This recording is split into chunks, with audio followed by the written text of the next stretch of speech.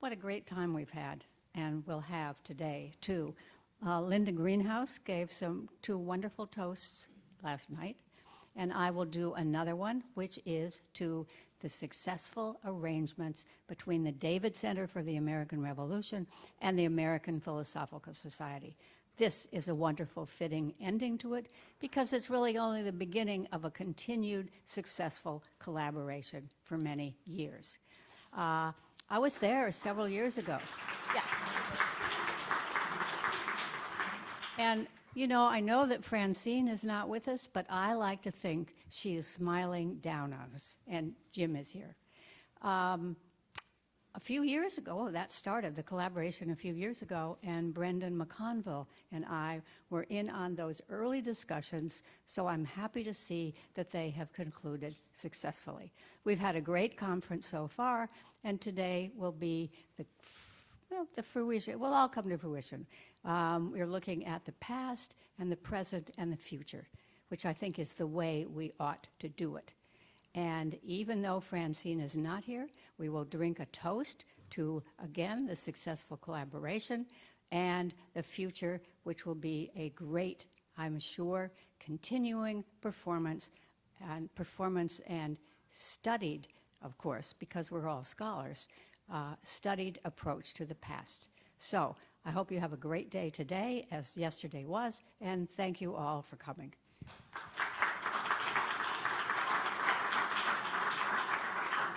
Thank you, Barbara, and thank you, Barbara, for your leadership of the Library and Museum Committee for at least 9 years and maybe longer. Very young. Yeah.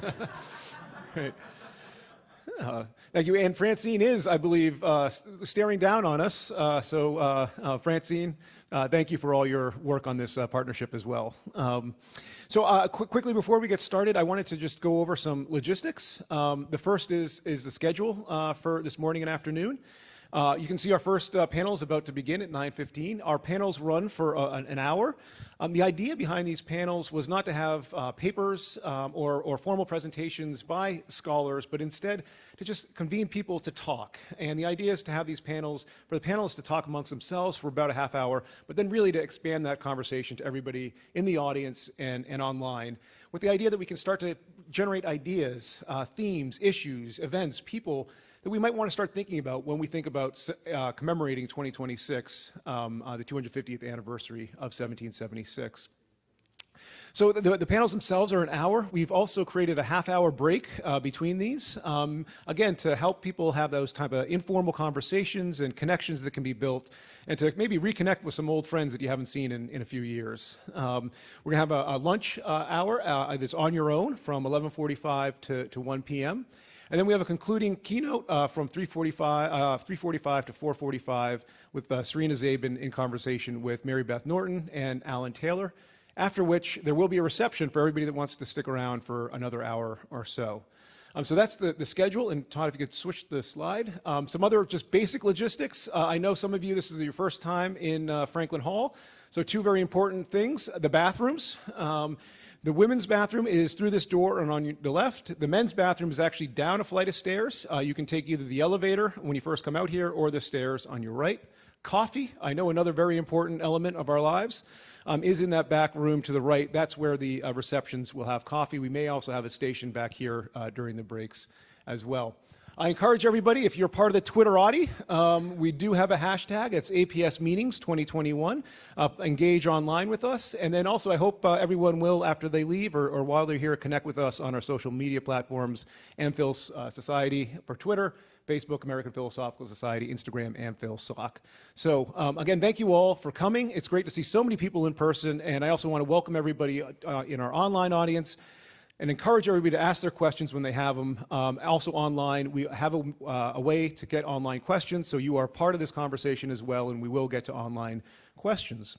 So with that, it is my honor to kick off our morning session and to introduce Rob Parkinson, who is a professor of history at SUNY Binghamton. He's held a number of distinguished fellowships, most notably at the Omohundro Institute.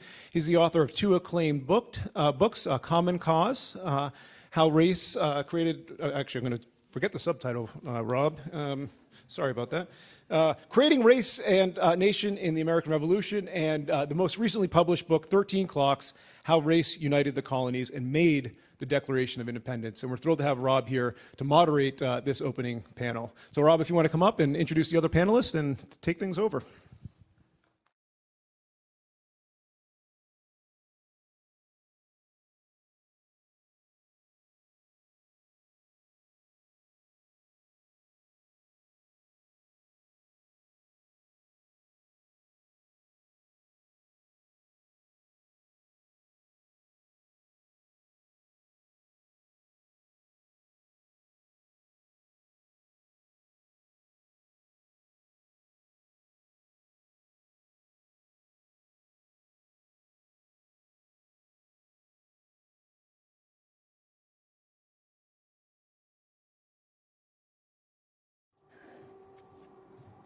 So we have a panel today on experiences of revolution, and I want to introduce the three panelists, one of whom is not who is listed in your program, but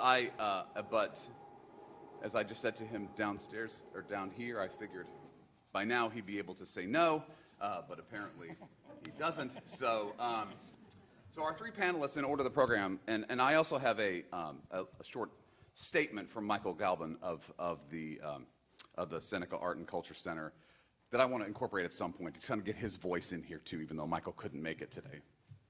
So down the table we have Adrienne Whaley. She currently serves as the Director of Education and Community Engagement at the Museum of the American Revolution. Adrienne earned her bachelor's degree in African American Studies from Harvard University and her master's in education from the University of Pennsylvania. She has worked in both art and history museums, including the Museum of Modern Art in New York, the African American Museum in Philadelphia, and the Smithsonian's Anacostia Community Museum. In her spare time, she is an avid genealogist who researches her own family history and serves as president of Philadelphia's African American Genealogy Group. Both as a museum educator and as a genealogist, she has presented on television and in workshops and conferences both locally and nationally. Next to Adrienne is Lauren Duval, assistant professor in history at the University of Oklahoma, and a historian of early North America and the Atlantic world, specializing in women and gender history and the era of the American Revolution. She is currently completing a book manuscript examining gender, domestic space, and military occupation during the American Revolution. Lauren has published an article from this project titled Mastering Charleston, Property and Patriarchy in British-Occupied Charleston, 1780 to 1782, in the William & Mary Quarterly, which received the journal's 2018 Richard L. Morton Award for the best quarterly article by a graduate student. Her research has been supported by fellowships from the McNeil Center for the Early American Studies at the University of Pennsylvania, New York Public Library, New York Historical Society, David Library of the American Revolution, and Mass Historical. And right next to me is Dan Richter, who does not need this introduction to just about all of you, but I will proceed. Dan Richter is the Roy F. and Jeanette P. Nichols Professor of History and former Richard S. Dunn Director of the McNeil Center for Early American Studies. He is a scholar of colonial North America and Native American history and author of books including many, many books before the Revolution, which was named by the Wall Street Journal as one of the 10 best nonfiction books of 2011, Facing East from Indian Country, and The Ordeal from the Longhouse, which received both the Frederick Jackson Turner Award and the Ray Allen Billington Prize from the OAH. He is currently researching English colonization during the Restoration era for a book tentatively titled The Lord's Proprietor, Feudal Dreams in English America, 1660 to 1689, which Harvard University Press will proudly bring out shortly. So in my capacity as moderator, asked the panelists, and this is sort of news to Dan as I'm saying it out loud, but asked them in our sort of brief conversations beforehand we talked about stories. We talked about what are the stories that you are really yearning to tell, that you think need to be out there, people or places or anything that you think needs to be sort of much more in the public discourse than it is from either from your research or from any of the venues that you work at. And then I want you to talk then about how we tell those stories, right? If you found this person that you've got to make everybody aware of, how do we get that message out? And then I want to talk then about some of the limitations for that, sort of the power problem, about the fact that we are that resources are limited, attention spans are limited, and that there is a real power and money problem here that might actually act as buffeting winds against us telling some of these stories that may be about diversity and inclusion, and how some of those messages might not want to be heard. And so how do we combat that? How do we deal with the power problem? So Adrienne, if you'd like to start, right, sort of telling the story, and then how you or your story and how you tell it, and then we'll just come down the table, and Dan will be last, and he'll be thinking. Absolutely. Well, good morning, everybody. So as you heard, I work at the Museum of the American Revolution. We are right down the street, and everybody got a ticket so that you all can visit. So I hope that you put that ticket to good use at some point, because you'll actually have the opportunity to see a piece of what it is that I'm about to talk about. So our mission is to uncover and share compelling stories about the diverse people and the complex events that sparked America's ongoing experiment in liberty, equality, and self-government.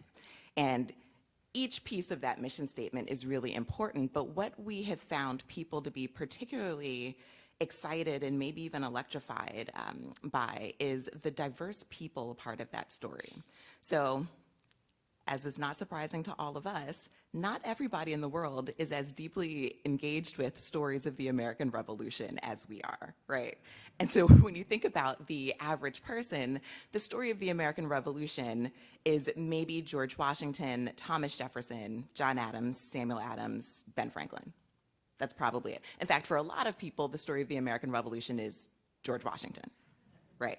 And so for us, thinking about the many, many people who were actually involved in the revolution is really important. And so when we think about diverse people, we're actually thinking about it in a number of different ways. We're thinking about religious diversity.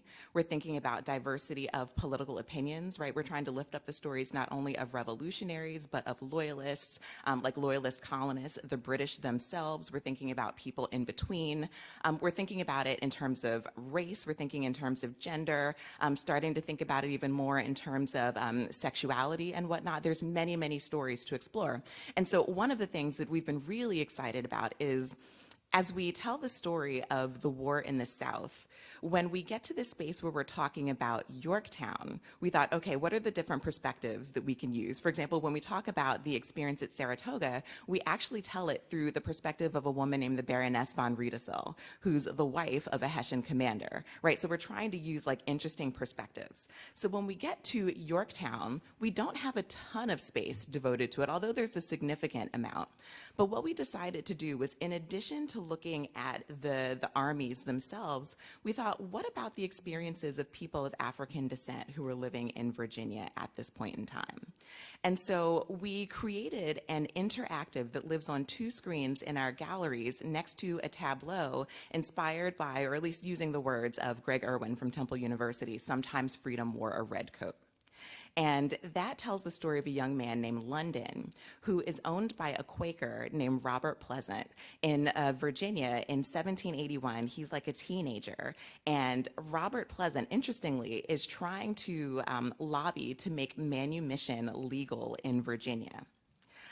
London and his uncle Carter Jack run away in 1781. Manumission, as you all may know, does not become a thing in Virginia really until 1782. So he leaves right before this possibility becomes a reality. Now, we don't know what he knew about what Robert Pleasant was working on. Robert Pleasant, in letters that he shares with other people, writes that he's actually trying to prepare his enslaved people for freedom. And so what you find is that when London and Carter Jack run away, and also the British apparently take a horse with them, Robert Pleasant writes this letter. He says, "You've got my horse. I'd like it back. He was really comfortable and friendly for an old man." He says, "I'd like London back. He's about 14 years old. He's a really good worker. We want him back. Carter Jack, not so great. You can keep him." And so you read this letter and you're like, okay, we know what this is about. Like, this is maybe Carter Jack is just less valuable. Maybe he's a troublemaker, but London is a teenager. He's in the prime of his life. He's strong and he's probably a really good worker. And that's why Robert wants him back. Except through the rest of what we know about Robert Pleasance, it turns out that he is actually someone who's actively advocating for the freedom and the opportunities of people of African descent. So London joins the British Army. He joins the American Legion. It's run by Benedict Arnold, of all people, right? Fascinating thing to think about when you think about what London did or did not know about what Robert Pleasant was trying to accomplish. Did he trust the known turncoat more than he trusted the Quaker who says he's trying to prepare his enslaved people for freedom? Who knows? In any case, we use that tableau to start to dig into the story of people of African descent who side with the British.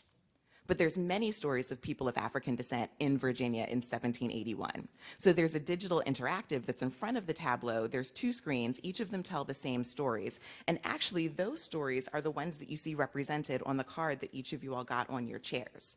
So this digital interactive is called Finding Freedom. It's about people of African descent in the American Revolution. But the 5 stories we chose are of 5 people who were all living in Virginia in 1781. So we tell the story of Eve, who has a son named George, who's about 10 years old the first time that Eve and her son run away from Peyton Randolph's family in Williamsburg. She's got a fascinating story.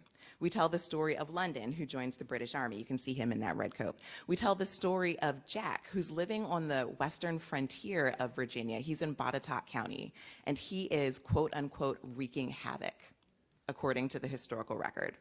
We tell the story of Deborah, who's actually owned by George Washington at Mount Vernon. And when the British come sailing down the Potomac, she's one of the 17 people who goes with them and is not one of the 7 people who's later captured. And we tell the story of Andrew, who, along with his father, may have been free before the war began and choose to join either the Continental Army or one of the Virginia militias. We're not exactly sure about that, but we're able to explore his story and all of their stories through this digital interactive.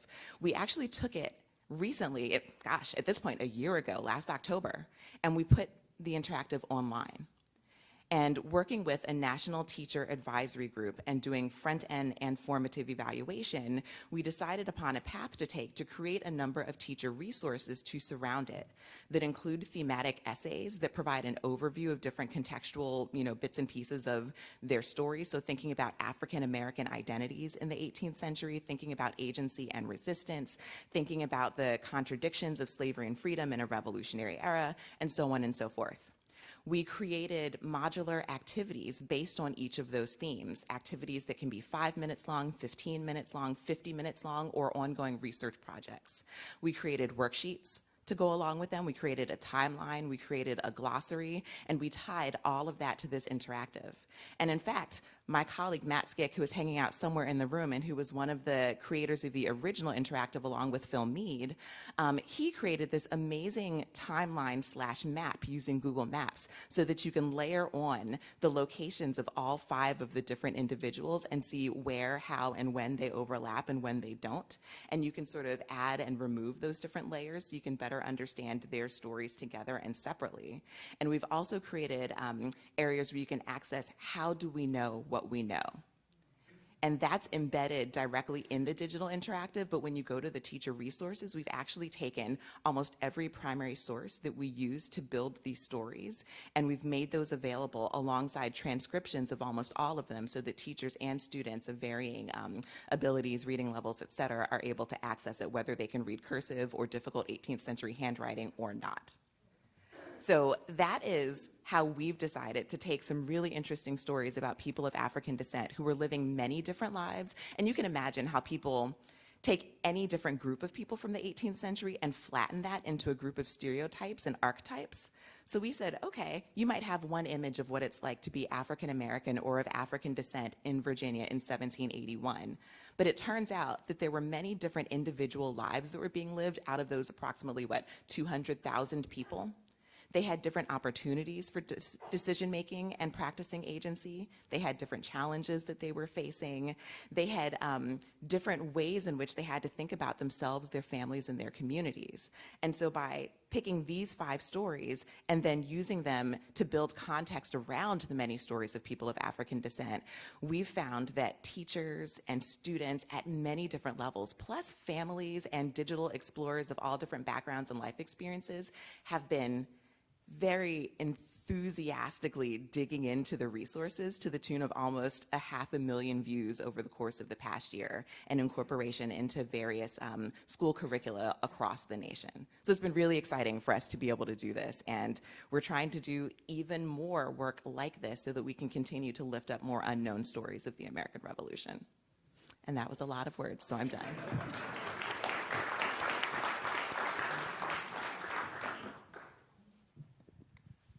So I've spent a lot of time thinking about this since Rob asked us kind of the story we wanted to share. And I was really struck by a comment that Scott Stevenson made last night during the plenary. He said, kind of thinking about these bigger questions of power and inequality and kind of these meanings of independence, that when we encounter them through human experience, they become less confusing, right? And this is something that I've really wrestled with in my own work, right? My research really looks at British occupied cities, right, during the war and puts the household at the center. I'm really interested in what it means for civilians, right, to have armies coming in and moving into their houses, kind of taking over these spaces, and how this experience, right, both intentionally and unintentionally, ends up rippling through revolutionary society, right, and disrupting these racial and gender dynamics that are embedded within the household itself. And so at the most basic level, right, the patriarchal household is this legal construction. But it's also this lived material experience, right? It structures things like family life, social relationships, labor, enslavement, finances, right? And so I think looking at it as like a physical space, as an emotional space, right, that's deeply implicated in these ideas of race and gender, can provide us a really productive analytical framework, right, to think about the experience of war and what it meant for various household actors, right, who inhabited these spaces and how their experiences are really in conversation with one another. And I think in looking at these kind of layered perspectives of the household, it can really help us think through these bigger questions, right, about the meanings of revolution, its various consequences, in ways that are really quotidian, right, really relevant and kind of easily speak to bigger audiences, whether it's in a museum or in our classrooms. And so to kind of illustrate what I mean, I want to share a really quick example from my own research. So Dr. Daniel Kendrick did not get along with the officer quartered in his New York home, Lieutenant Thomas Tomlins Pritchard, which is a mouthful, of the New Jersey Volunteers. And these 2 men were continually at odds during kind of their shared tenure in the House. Both of them were trying to control this space. They both believed they should be in charge, right? Kendrick because of his elevated social class, Pritchard because of his military status. Both men complain vociferously that they are verbally assaulting each other, that they are disrespecting each other's property. And these disagreements often devolved into shouting matches that echoed throughout the whole neighborhood, and even occasionally turned violent, right? We know that Lieutenant Pritchard on various occasions threatened to shoot the doctor or to run him through with a bayonet. He started sleeping with the gun next to his bed in case he had to defend himself. And the situation deteriorated to the point where Daniel Kendrick actually said that he was afraid to leave his family in the house by themselves because he was so scared of this billeted officer. And so as the situation escalates, right, as these 2 men are fighting over the domestic space, they start weaponizing the house itself in a way of kind of staking claim of their authority over the space, right, and asserting dominance over each other. So we see Dr. Kendrick starts encouraging his visitors to loiter in the entranceway or to really stomp on the stairs as they go upstairs.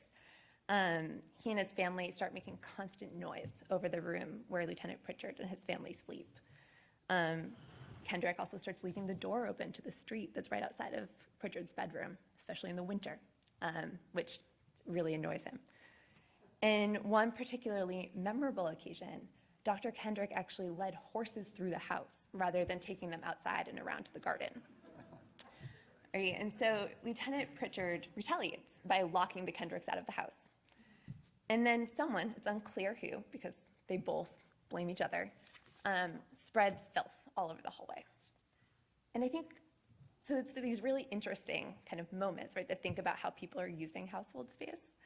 But what I find even more interesting about these confrontations is how they start expanding to beyond this context of masculinities, right? They start incorporating other inhabitants of the household. So we see Mrs. Kendrick starts regularly taunting the lieutenant and his wife, and she's pushing their household servants to do the same, right? On one instance, she encouraged a black servant of uncertain freedom to strike the lieutenant's servant after he refused to kind of relinquish his rainwater. Possibly the same person, an enslaved laborer, also taunted the lieutenant's children, called them names. And in perhaps the most explosive confrontation, the Kendrick families made threw dirt into the water that Mrs. Pritchard had lugged into the house to do laundry. And then Mrs. Kendrick is kind of standing nearby, cheering the maid on as she's doing this. And this last incident is really the final straw. Lieutenant Pritchard goes and gets a file of men. He comes to arrest the maid and can't find her, so he arrests Mrs. Pritchard. And I think what's really interesting in this example, right, in this particular incident, is it clarifies not only kind of the gender and race dynamics of the household, right, and how all these various people are coexisting, but it really pushes us to think at a daily lived experience what it meant for civilians to experience revolution, right, in ways that were really personal and often domestic. And I think kind of looking at the war this way really lays bare not only civilian experiences, but also these power structures that are embedded within households themselves. And it clarifies, right, so particularly for white civilians, how their ways of expressing defiance to British occupation authorities not only refracted along these lines of race and gender, but also really did so in ways that simultaneously challenged and reaffirmed these colonial racial hierarchies, right, and gender hierarchies. And this is particularly evident, right, in the case of Mrs. Kendrick. The way that she is asserting her independence from the Pritchards, from the British occupation authorities, is in part through coercing household laborers, right, both enslaved and free, to kind of act in these ways that are really outside the norms of revolutionary society, right, and puts these people in positions that are dangerous and precarious, and uses these actions as a way to reaffirm her own domestic authority, right, to reclaim her household space. And so I think kind of looking at households this way, right, this line of inquiry opens up really interesting questions that speak to kind of critical and urgent conversations, right, about the protection of white homes and property, often how that happens at the expense of black lives and safety, and how these ideas are really entwined with this founding moment, and asks us to consider, right, how does this become enshrined in the households of the early republic? What are the legacies of this experience in the ways that we kind of think about the war, that we think about the home? And so that's kind of the way that I approach these questions in my research, and I will come back to thinking about, kind of talk about how I bring it into the classroom when we come back to the question of power. So, thank you.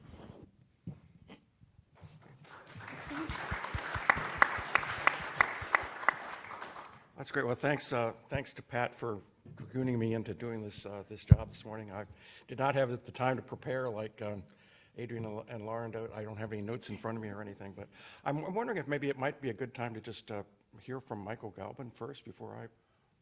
Well, yeah. What Michael has, he sent us a sort of statement responding to the power problem questions. Oh, okay. I wanted to kind of do that in a minute. Okay. All right. But Okay. Well, I guess what I would like to think about is the big stories here. And I tend to think more systematically, I think, than biographically as an historian. But for years in my classrooms and in teacher workshops that I've done regularly over the last 30 years, I've tried to get people to think about what wars for independence mean and what they might be in terms of the wars for independence that Native people were fighting at the same time as the ones that the many people on all sides were fighting in this period. And I think there's a lot to be said for thinking about Native wars for independence as occurring at the same time and occurring in almost kind of a universe in which these multiple wars for independence, there's not one Native war for independence, obviously, no more than there is for African Americans or for British Americans or for German Americans or anyone else.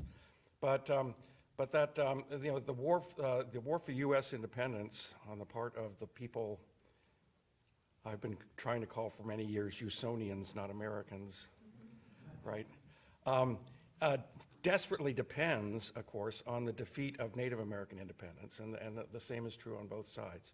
And that one can think about, a lot of historical parallels without trying to jam Native people's experiences into a European paradigm, but that, from the 1760s through the 18 teens, in the long wars for independence, there's these parallel struggles going on. Native people are fighting against an empire. They're fighting against multiple empires. They're negotiating a world of empires. They are fighting around issues of political unity and political diversity.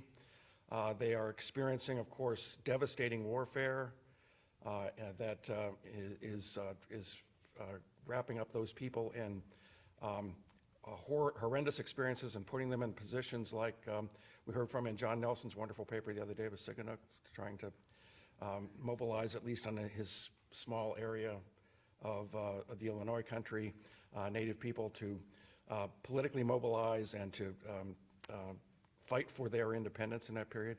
So I think that the big story I'd like to have people understand a little better on all sides is that when we think about independence, we think about the wars for independence, we think about the era of the American revolutions, that trying to think about how Native people are not just reacting to, not just being victims of, not just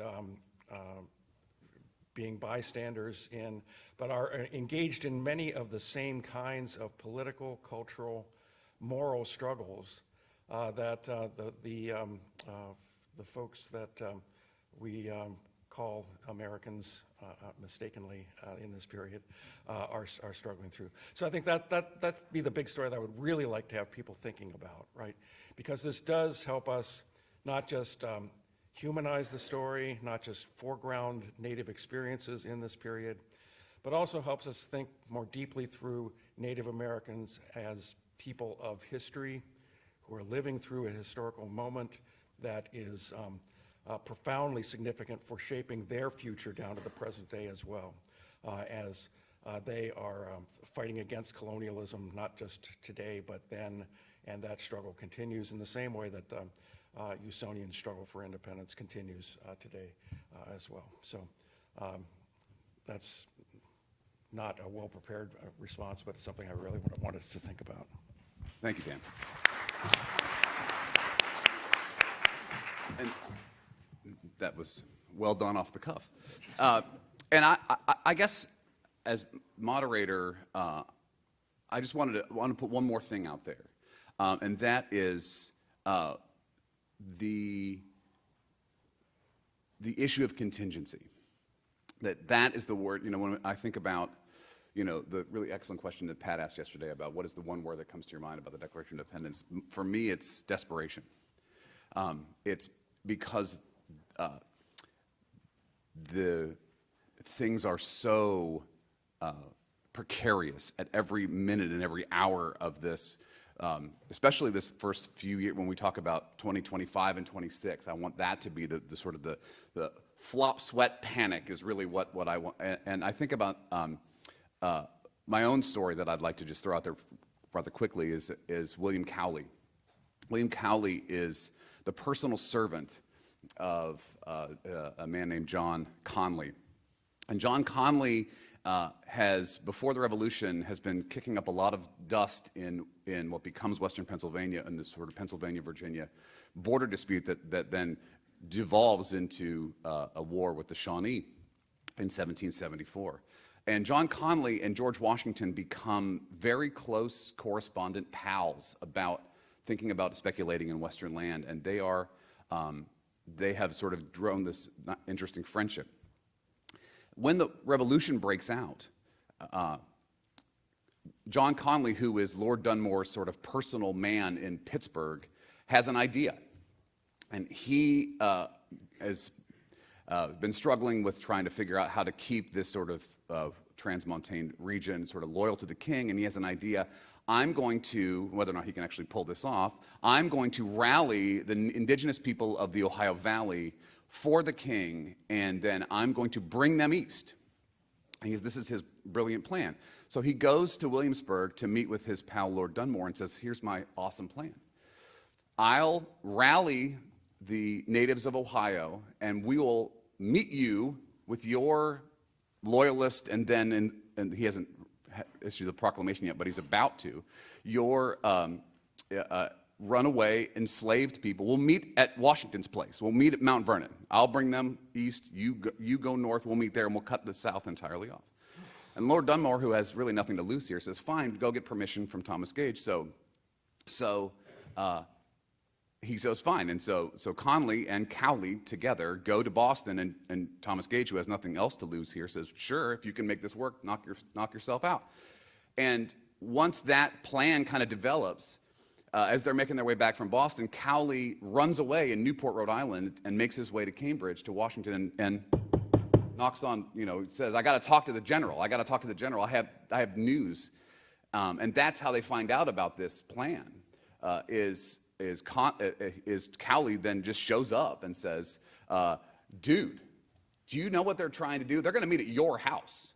And so then basically an APB gets sent out, and Washington then stays up all night writing letters to every kind of stakeholder, as the word is yesterday, the stakeholders in the revolution, saying, we got to get this guy. And they arrest him in Hagerstown, Maryland, and Conley languishes in a jail in Philadelphia until Yorktown. He's going to be kept in close confinement because he's so dangerous from 1775 to 1781, and it almost kills him. He's released, by the way, right after Yorktown, immediately goes to Cornwallis with the same idea, and then they clap him in irons again. They arrest him at Yorktown, and they put him back in jail. So he's got, anyway, but I think about that knock all the time.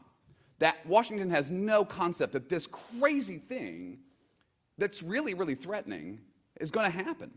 And so they're always on the back foot. They're always trying to figure out what's going on here. And so that idea about contingency, now, that is something that when we think about sort of the run up to 1776, and it's Thomas Paine, and then it's Thomas Jefferson, and we don't think about how all the other roads and how the William Cowleys out there are trying to navigate this and figure out what they think about it and putting their own sort of lives at stake. And then how the Conleys are calculating. There's a lot of calculation and there's a lot of desperation. So I think that that's how we should also talk about these stories, about contingency, how things could have gone very, very differently, and how integrated stories about indigenous people in the Ohio are, about enslaved people in Virginia are. This story is about this kind of potential army that the British may be sort of trying to figure out how to make, which is a whole lot cheaper than equipping an army and bringing them to New York City. So that's kind of how I think about contingency. I always think about William Cowley and how Washington's like, oh God, what now? When he thinks about that. So that's enough for me. I'd like to sort of, again, let's talk about how we tell these stories, and what are some of the limitations here, because there's a couple of words that are that I would like to talk about that kind of are going to make people in this room uncomfortable. One of them is nationalism / patriotism, and how we think about those two words when we think about 2026, 1776. And the other is, and listening to Lauren and Adrienne and Dan, where's military history with this? Another word that is also uncomfortable, and people don't like to talk about this. Is between Lauren, your fantastic work, and Serena's stuff. Like this is, I'm already plotting in my head this, and Vincent Brown's.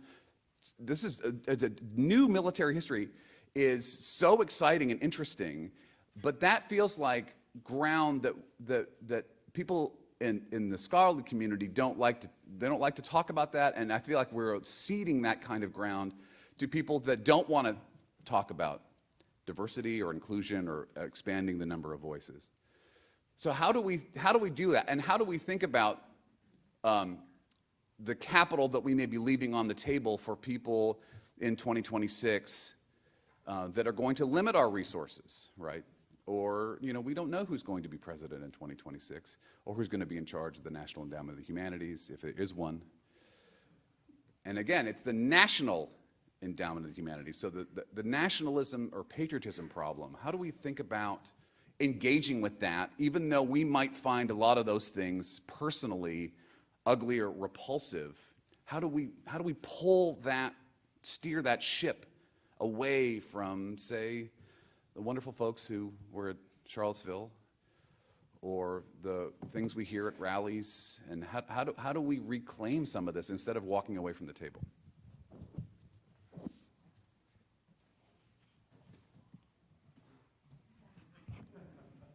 I can go. So I think that these are all really important questions, right? And I think as I've been thinking through it, we need to also be very clear about kind of in our public conversations, right? Whether it's in classrooms or in forums like this or teacher workshops, really parsing that distinction between like nostalgia, right, or patriotism and history. And this is something I've been doing a lot in my classes this year. I teach in Oklahoma, which is one of those states that has passed an anti-CRT bill. It doesn't affect the university level, but is K through 12. Right? And in my classroom, I have a lot, not only of history majors, but education majors, right, who are looking for ways, they want to tell these stories, right? They want to tell these more diverse histories, and are kind of thinking about how they can do this in their classrooms with these new limitations. And I think kind of thinking through these really personal stories, right, in some ways, makes these bigger abstract questions easier to comprehend, right? And as we heard at the panel last night, really helps us meet people where they are, right? To kind of, in particularly my own work, right, thinking about the household, it's obviously not a direct line, right? But it's seemingly relatable, right? To kind of, everyone can kind of think through what it would be like to suddenly have a stranger take up residence in your house, right? And to start asking these questions about how that would change in the way you thought about the house, how you moved in it, what concerns you had, maybe how that differed from those of your siblings or your parents or your classmates, right? And kind of start pushing these questions of, what do people do when they feel that their property or their homes are under threat, right? What do they do when they feel their power is being challenged? And kind of getting there through these more personal, tangible experiences, I think can really open a door, right, to having these conversations in ways that ask people to empathize, right? Ask them to kind of put themselves in the shoes of historical actors and can kind of get to some of these conversations that maybe they weren't kind of open to having in the first place. So that's how I've been approaching it in my classroom. I don't know. Other thoughts? What Lauren said, but also I think that there's a danger in assuming that there is a binary between diverse stories and, I don't know, traditional stories or military history stories or patriotic stories. Those things can coexist together and oftentimes do coexist together in the same stories and in the same people, right? So for example, when we think about Andrew in Finding Freedom, yes, he is a Black person. He's also a member of the military. If you're interested in the Virginia militia or the Continental Army, why wouldn't you want to know his story? If you are interested in understanding the role of loyalists within the larger British military structure during the Revolution, then why wouldn't you want to know London's story, right? It's actually critical to understanding it, the stories of him and people like him. So I feel like we can't make that division. I also think that if we think enough about it, we know that you can feel patriotic while asking questions to make the place that you are from better, right? There's no reason why those two things can't happen at the same time. And love of country doesn't need to be love of country how it is today. It can be love of the ideals of the country and what it can be, right? And so I think that that's critically important for all of us to understand. And the people who maybe are fearful of hearing these stories told, to remind them that love of country can include many different stories and many different actions. that we can explore so that hopefully the country can be its best version of itself sometime in the future, hopefully with the generations that we are raising up today. Why wouldn't we equip them with all of the information that they need in order to make the decisions that will make America be the best America that it can be? So that's kind of the way that we're looking at it. But I guess also just thinking in terms of the resources and sort of the power structures and things like that, I think that one thing that we're seeing, well, number one, speaking from a museum perspective, financial resources have not proven to be a challenge for us. And that is not a humble brag about our institution. That's actually speaking to the nature of the funders that seem to exist in the world right now, who are really excited to be exploring challenging, complicated, rich questions about our nation's history. They're out there.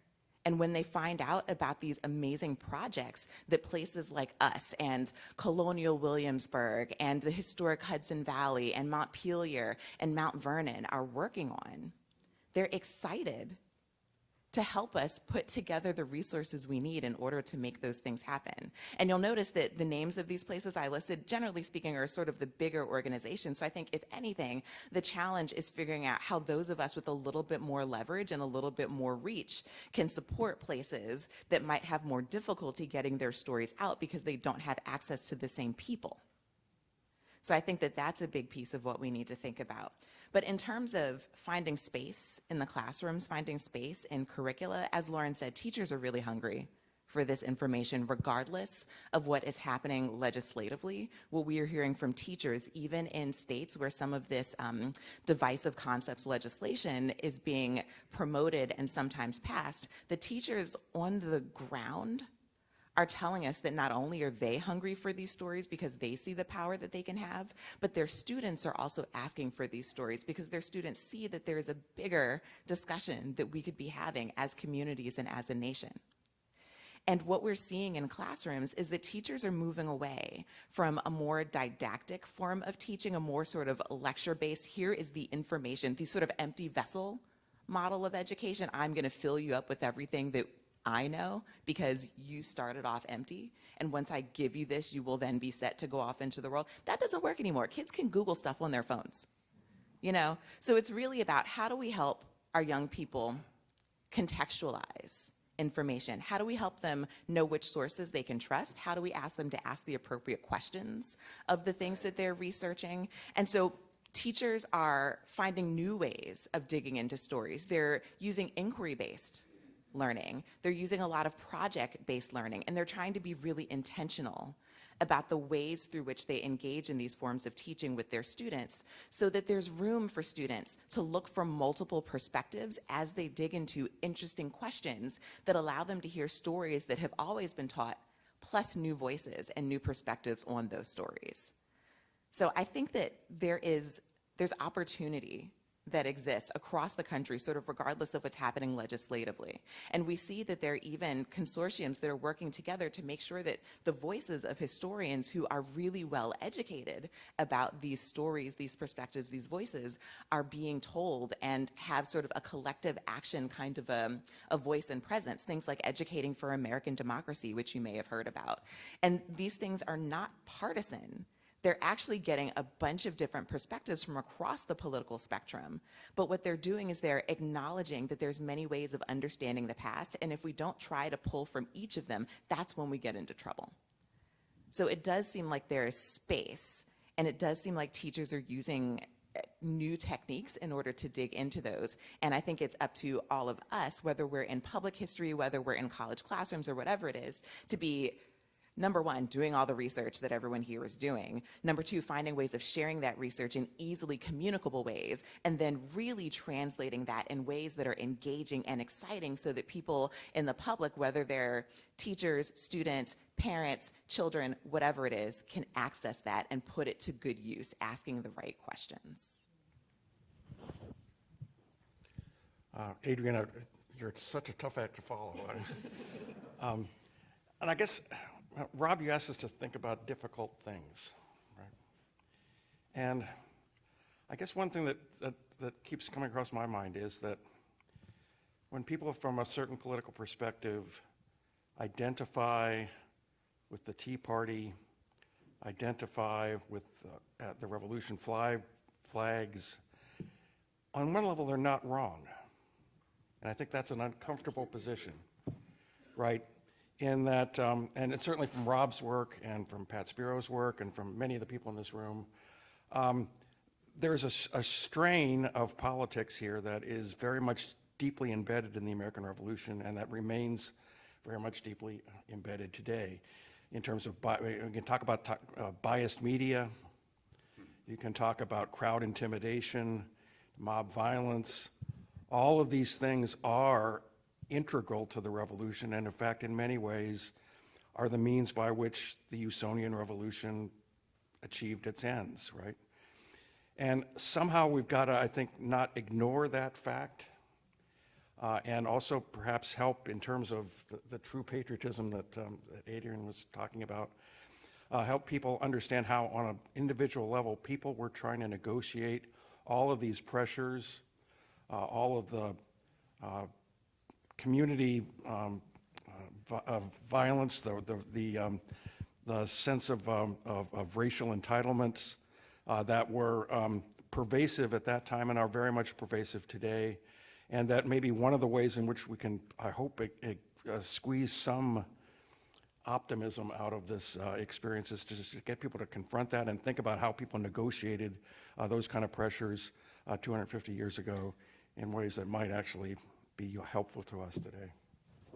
I completely agree, and I think of all the things that have happened in the last 4, 5, 6, 8, 10 years, as far as the historiography of the revolution is, I think January 6th is going to have the longest penumbra over how we interpret the revolution. How do I think about the Stamp Act reactions and not think about what happened at the Capitol? How do I think about the Boston Tea Party and not think about those things? So I think that is a challenge, but also how do we get our hands around that is going to be really important. And just to follow up on some of the things that Adrienne was saying too.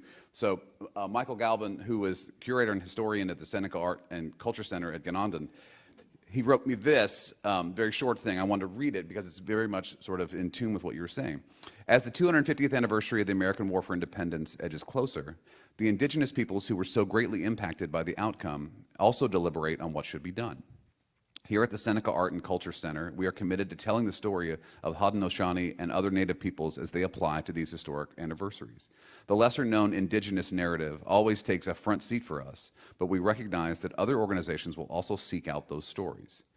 As a result, we have formed the Rev War 250 Indigenous Working Group, a group whose primary mission is to produce a written guide that will combine traditional and scholarly knowledge to better inform public understanding of and appreciation of Indigenous history and perspectives.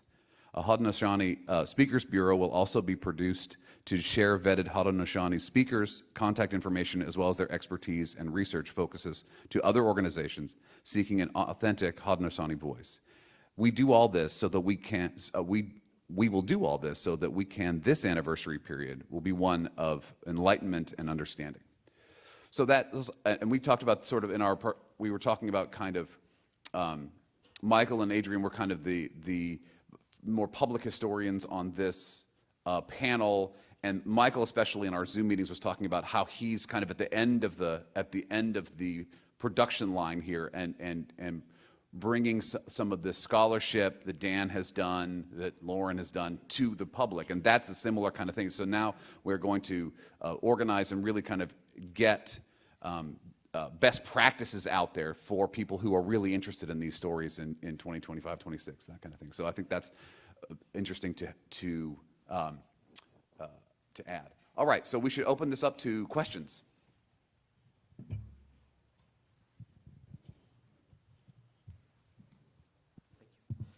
Hi, yes. These were really fascinating talks all. I think one thing that really came across clear to me was that each of you showed how focusing on like the social experience, in fact, the individual experience, is the way that you can kind of teach really new and interesting things about the American Revolution and the different political projects contained within it. And to me, that really contrasts with last night, which was really a lot about what do you do with like the revolution as a set of ideals, or like as like an intellectual or ideological event. And so I'm wondering if any of you have any thoughts about, well, then really the way forward to teach the revolution or to communicate the revolution is to sidestep or de-emphasize it as an event about ideals. To say that this is about social experience and this is about the contingency of a chaotic civil war, and kind of refuse to at all play the game of teaching the revolution as an historic civics lesson. Because I think if you go down the road of centering ideals and the American Revolution as a coherent intellectual event, you're going to be pulled into doing civics rather than kind of like critical inquiry. And so if anyone on the panel could speak to that. I would argue that it's both and I would argue that by nature of talking about the American Revolution, we are doing civics, all of us anyway. Particularly for us as a museum and thinking about the environment that we live in where for many years now, math, English language arts, and science have been privileged in the schools and social studies has been pushed to the side. I think that we see the impacts of that playing out on a national stage right now. And so in telling these personal stories of the revolution, we are doing civics because what we're asking people to do is to understand the experiences of people who are different from them across place and across time. We're asking them to engage in perspective taking. And what is the practice of civics if not trying to understand not only your perspective, or at least the ideal practice of civics is trying to not only understand your perspective, but the perspectives of others, and trying to use all of those in order to create a better community.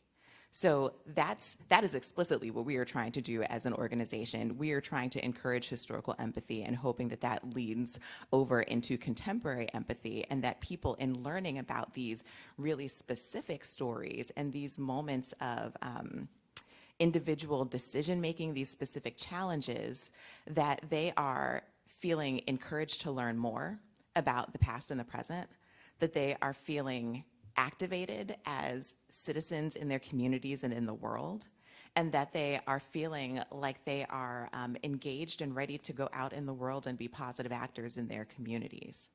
So the stories are amazing and exciting and interesting, but there is a deeper purpose to them that we're trying to get to. And part of that is just frankly trying to understand the overall complexity of the American Revolution. We know that a lot of people engage in black and white thinking, right? And what many people have been taught about the revolution is that there is good and there is bad. If we can't teach people how to understand the complexity of that era, how do we help them to understand the complexity of anything that comes afterwards? We're doing a disservice if we lean into that. I think that it is critically important for us to engage in that complexity, and I think it is critically important for us to remember that in telling those stories, there is sort of a civic duty that's not so much about nation making or whatever, but it's about just making sure that our people are ready to be engaged in the worlds around them.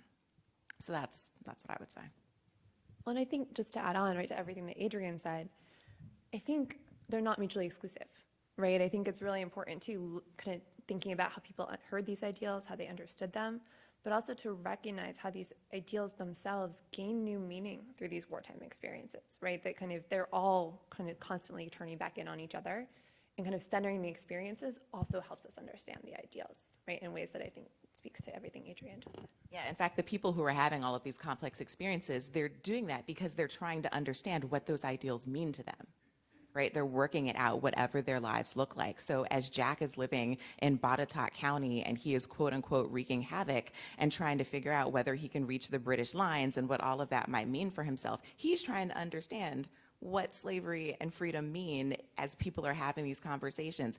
Deborah, who is living at Mount Vernon, what does George Washington's participation as the leader of the Continental Army mean for her and her family? We have these character cards that we use for our student experience through their eyes. There's 18 of them that each feature the information about real people who lived during the Revolutionary era. And one of them, Scott actually, I think, mentioned him last night. His name is Isaac Granger, and he also goes by Isaac Jefferson. He and his family are owned by Thomas Jefferson when he is writing the Declaration of Independence. You can be sure that the enslaved community at Monticello is debating what these words mean and playing around with what it means that the person who owns them is the person who authored it. So there's no way that you can separate the ideals from these complicated experiences. Yeah, thanks. Yeah, I really want to endorse that very strongly. And I think one way I think about how to bridge the broad and the civic and the deeply personal and household emotional is that there's a, whenever I hear the Invocation of Patriotism, it's a statement by E.M. Forster where he says, I hope if I'm ever forced to choose between betraying my friend or betraying my country, that I'll be brave enough to betray my country. And I always think about, like, well, who's the friend and what did he do? And did the friend, no doubt, had a worldview, and the friend had a political position. And it's a very human relationship that Forster's saying he values, but it's also a deeply political relationship, right? And how did the friend come to have to take on the awesome task of betraying the country? And why is Forster standing with them? And I don't think that we can in any way separate those things. I mean, the act of committing to the friend from the terrifying position the friend has felt he or she or they must place themselves in this particular moment. And that's every story in the American Revolution, as far as I can see, and every choice that every single actor is making who's either deciding to be brought into it or being pulled into it or having it fall upon them. And that is the civics that we're trying to engage in and talk about. And it's ultimately, it gets all the way down to the very personal and the very household level and is built up from there. And then these households struggle and are in deep conflict with how they're going to engage with each other in some kind of project, and who's going to be part of it and who's not going to be part of it, and how you're going to find your way into it or how you're going to be excluded from it. So I think that, you know, you're absolutely engaging in an essential civics conversation when you talk about the things that Lauren's talking about, Adrienne's talking about, Dan's talking about. These are just fundamentally integral and inseparable from each other. And I agree with that. But these are how questions, right? When you think about liberty, right? Well, everybody has their own definition of what that means. How does one particular version of that get captured? It is part of a project, and then someone gets to decide what it means, and that the power, the coercive power behind that, I think is something this is kind of what I say about nationalism, right? There is an official story that people, and whether that is the one that's produced in Texas textbooks or what that is, and all of the fights that go with that. That's what I think one of the projects is we have to engage with, building that story. And how do people think about these things more than why is for me, that's what's most interesting. Thank you. What an exciting panel. So yes, we should clap again. What an exciting panel. And not all of us teach the future Ivy League professors of history to come. So I used to teach, before I retired, lab technicians, auto mechanics, on a college level, nurses' aides, people who think but may not always think about history or find it boring, or we're going to talk about that date again. And so for me, when you were talking about citizenship and leadership, the role of the individual as hero, that heroes are not all old wealthy white men. I mean, this is exciting. This is where that individual connection comes. And I think civics is a good thing, because at least the students I've had have no idea about American history. I don't know what's going on in some of those K-12 classes. I love my fellow colleagues, but it's a shock to me at a community college level or at a non-Ivy tier university when you start having conversations. So I think this idea of a natural right to liberty, which is one of those calling phrases in the revolution, and allowing students to be the leaders of the revolution in their writing, and they're looking at primary sources, and they're looking at, Adrienne, the work that you're doing and your colleagues are doing, where they can see that average people without rights, are driving the critical ideas in the revolution. It's so important. And I'm so glad I got here this morning to hear this talk, so thank you all. Let's maybe go to an online question. Sure. Hello, can you hear me? Yes, good. So a couple questions. Hi, I'm in the balcony if you can't see me. Couple questions online about And a nice follow-up, how do we as sort of non-historians, non-university, non-institution affiliates learn more about the stories that you all are suggesting that we need to know more about? What resources available? Where can we find them? And then a question too about, is all of this going to be in these big organizations? Is everything going to be online, or are there going to be initiatives in sort of local grassroots? How do we actually do this work? So if you could maybe speak more to how, the everyday person can get involved in telling these new stories about the revolution. I'm biased. You all know what my first answer is going to be. Come visit a museum. And I say that playfully, but also in all truth, there are so many really interesting, really dynamic historical sites, historical houses, museums, all sorts of things like that that are in communities across the nation. Just see what's happening in the ones that are closest to you. There are also all sorts of just like clubs and other organizations, and not even necessarily ones, because I know that we all immediately think about like the DAR, the Sons, and groups like that, but are you a member of a genealogy group? Are they giving interesting talks? Again, I'm biased because I'm a member of a genealogy group, but what are those sorts of opportunities? What is your local library doing?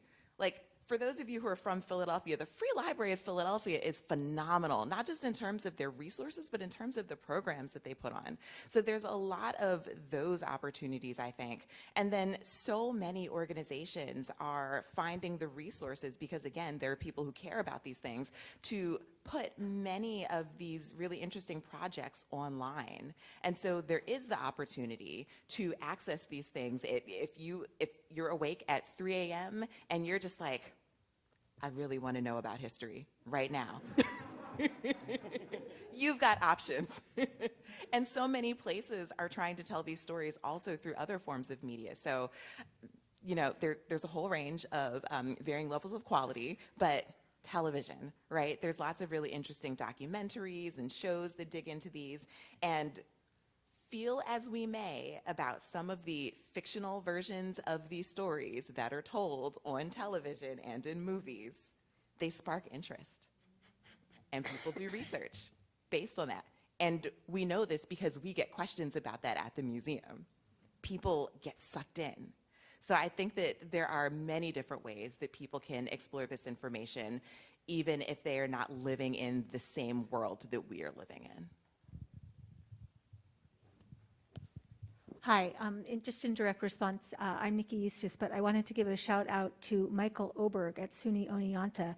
He's doing a project to coordinate with county historical societies, with every county historical society in New York State for programming around the revolution. And I think county historical societies exist across the United States, and they're another great resource.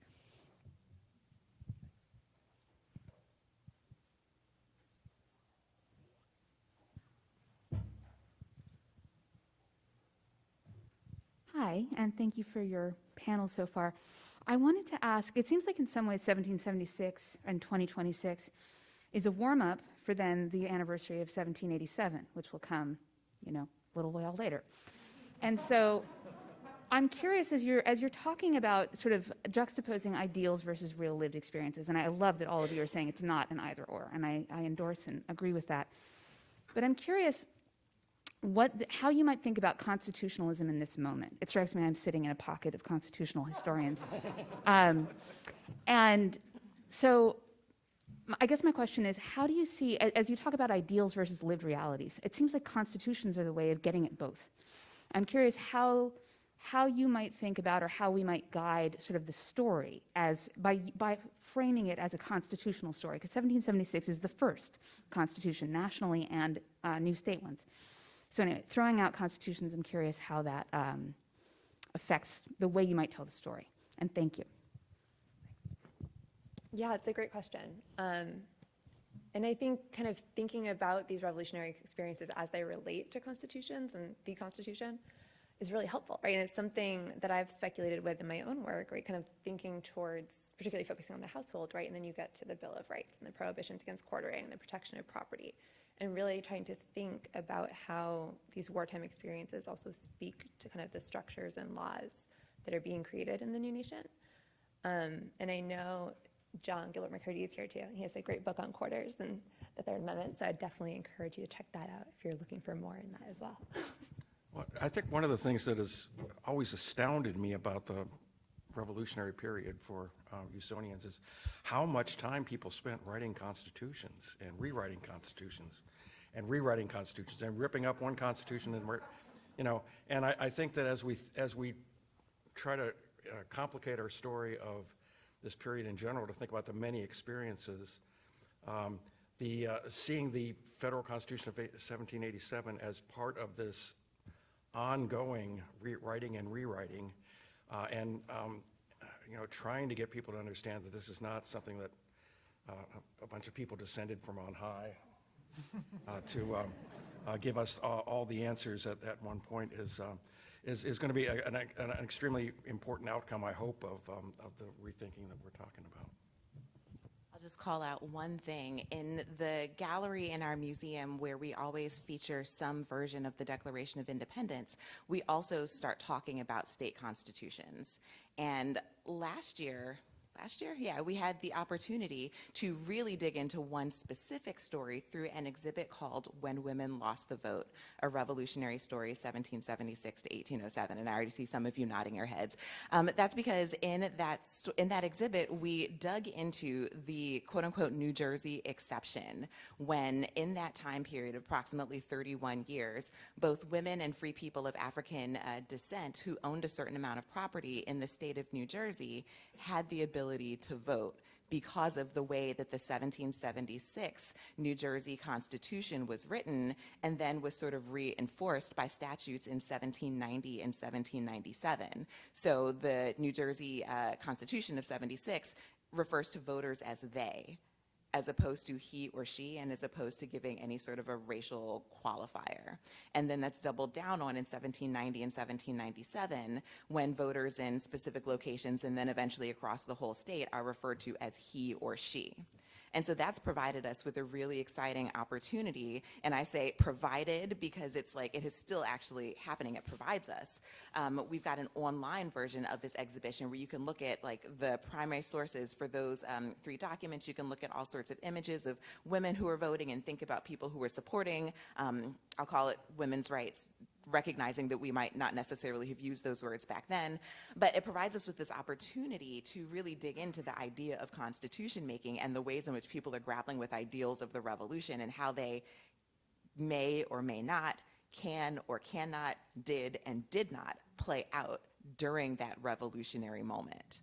So we want people to continue digging into stories like that because, as you said, constitution making and constitutionalism are really important to understanding how ideals move into practice. Okay, I think we're even past our time. I wanted to thank Adrienne, Lauren, and especially Dan for a very interesting morning.